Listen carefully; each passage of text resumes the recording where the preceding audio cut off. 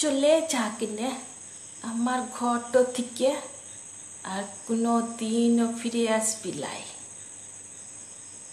শিমলির বুকে তখন এক পাহাড় অভিমান, দু চোখে এক সমুদ্র কষ্ট। প্রিয় মানুষটির মুখে এ কথাটা সবচেয়ে যন্ত্রণাদায়ক শিমলির কাছে।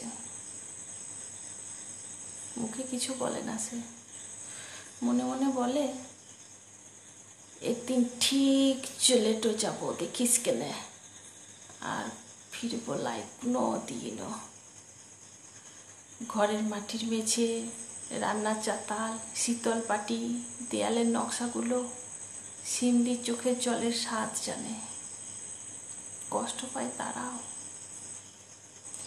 আবার ভুলে যায় সব। সেই প্রিয় মানুষটাই যখন বলে, এই সংসারটা তো তোর রে শিমলি, তাই দায়িত্বটুকু তোর। শিমলির দু চোখে তখন এক সমুদ্র খুশি, বুকে এক পাহাড়, সব পেয়েছির আনন্দ। খুশিতে রঙিন হয়ে ওঠে ঘরের মাটির মেঝে, রান্নার চাতাল, শীতল পাটি, দেয়ালের নকশাগুলো। গল্পের নাম প্রতিচ্ছবি। ধন্যবাদ।